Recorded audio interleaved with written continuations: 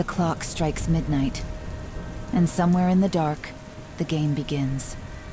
A flicker of breath, a rattle of chains, a quiet sob swallowed by the walls. Two women wake in separate rooms, strangers bound by a fate neither of them chose. The air is stale with the scent of rust and something unspoken, something unseen. A voice crackles through unseen speakers, weaving rules from the silence, setting the stage for what's to come. But who are they? Victims? Players? Or something else entirely? One was meant to be home by now, wrapped in the comfort of familiarity, her world predictable and safe. The other never had such luxury. She spent her life dodging shadows, learning the price of misplaced trust. But here, in the cold grip of the unknown, none of that matters.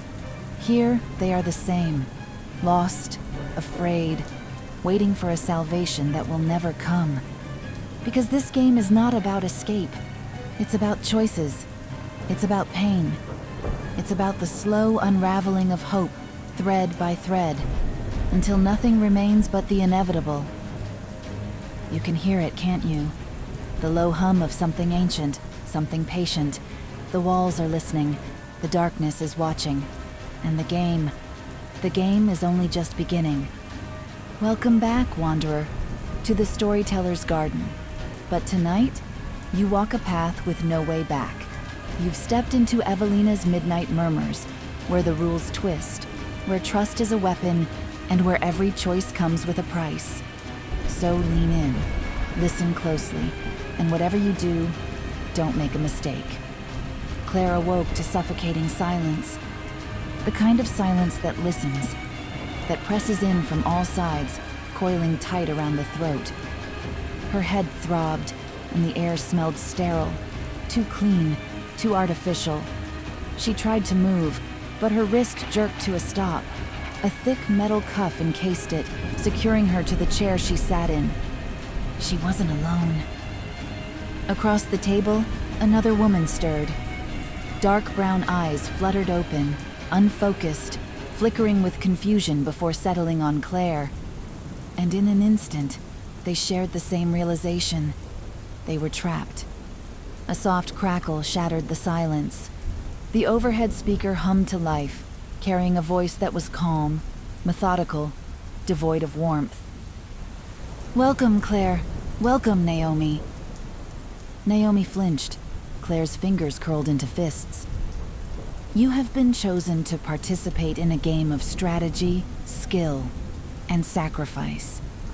A metallic hiss sounded from the table. Claire's breath hitched as a panel slid open, revealing a grid of etched metal squares.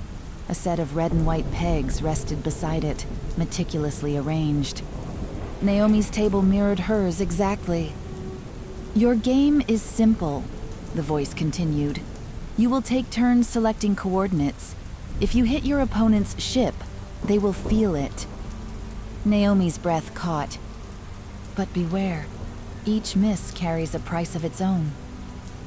A pause. There is no surrender. The first to sink all of their opponent's ships wins. Another pause, heavier this time. A metallic clunk echoed from the ceiling. The first move belongs to Claire. Claire didn't want to do this.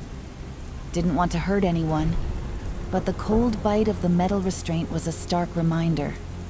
She had no choice.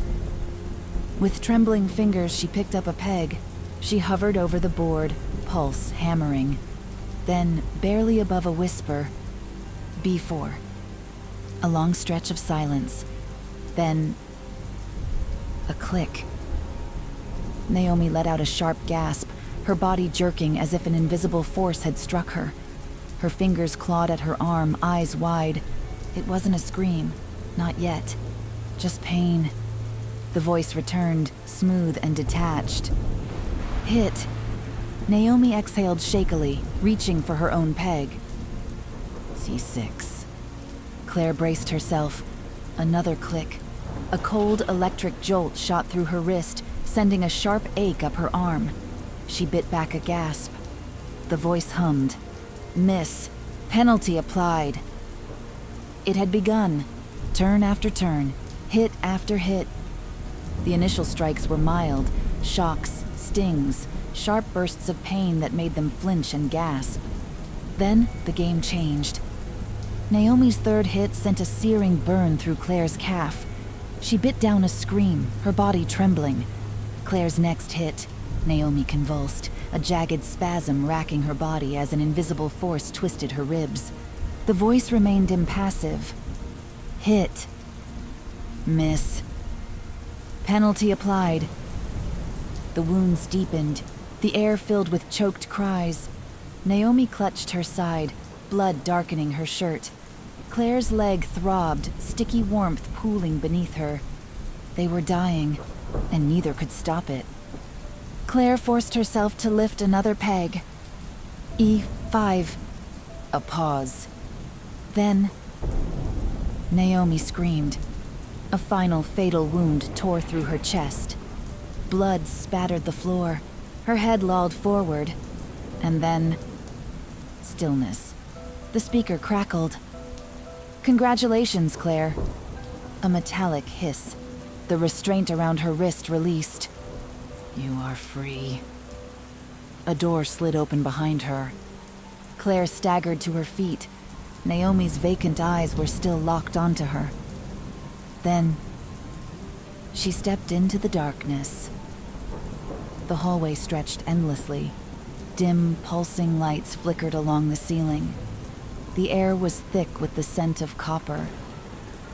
Claire pressed on, each step sending sharp jolts of pain through her battered body. Then she saw it. A corpse. Not Naomi's. Someone else. Their face was frozen in terror, their mouth twisted in a silent scream. Beside them, carved into the wall, "No one leaves." Claire's breath hitched. A click echoed behind her. The walls shifted. The path she had come from, gone. A mechanical whir filled the air. A trap. Claire ran, through twisting corridors, past more bodies, some fresh, some skeletal, each with the same carved message. No one leaves. Then she saw it. A door. Sturdy. Heavy. A single red button beside it. Claire lunged for it, slamming her fist against the button. A low hiss rumbled through the walls. The door slid open. Beyond it, darkness. Claire stepped forward. Her pulse pounded in her ears. The room beyond was vast, lined with steel walls.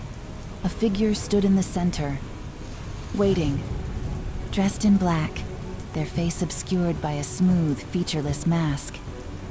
Claire stopped breathing. The voice from the speaker was no longer distant.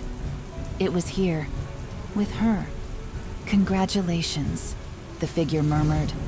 She stepped back. "Let me go." The figure tilted their head. "You won." Claire's vision swam. The door behind her slammed shut. Panic clawed at her throat. She wasn't free. She never was. No one leaves. The masked figure stepped closer. Claire stumbled back. Her foot hit something. A chair, identical to the one she'd been bound to before. Beside it, a table, a game board. Red and white pegs, neatly arranged. The realization struck her like ice water down her spine. The winner didn't escape. The winner became the next master of the game. The masked figure spoke softly. "It's your turn to play, Claire." A scream built in her throat. The cuffs snapped shut around her wrists. And from the darkness, the next players awoke. The game is over, and yet, it has only just begun. The echoes of pain still linger, etched into the walls, into the cold metal of the game board, into the silence that now swallows this place whole. Somewhere, the distant hum of unseen machinery carries on, a reminder that the rules were never meant to be fair. That victory is just another illusion. Claire thought she had won, thought she had escaped. But in this place, there is no freedom, Only the next turn, the next player, the next scream. And so, dear listener, the question remains. If you were the one in that chair, staring at the board, your hands trembling over the pegs, what would you do? Could you make the call? Could you play, knowing what each strike would bring? Or would you hesitate just long enough to realize this game was never meant to be won? Let that thought linger as you step away from the darkness tonight. But be warned, some games do not end when you turn off the lights. Some games follow you, some voices linger, and perhaps, if you listen closely, you'll hear them whispering from the shadows. This has been Evelina's Midnight Murmurs, and the garden grows ever darker. But the night does not belong only to me. This Friday, step into a world of enchantment and longing with Sophia's Enchanted Evenings, where love and warmth intertwine beneath the moon's soft glow. A tale of warmth and wonder awaits, if you dare to believe. And before you go, cast your vote in this week's poll. Which story will haunt you longer? Did the echoing rooms send chills down your spine? Or will Sophia's tale of love and fate steal your heart? Choose wisely, wanderer, but choose quickly. Because the clock is always ticking, and some games never truly end.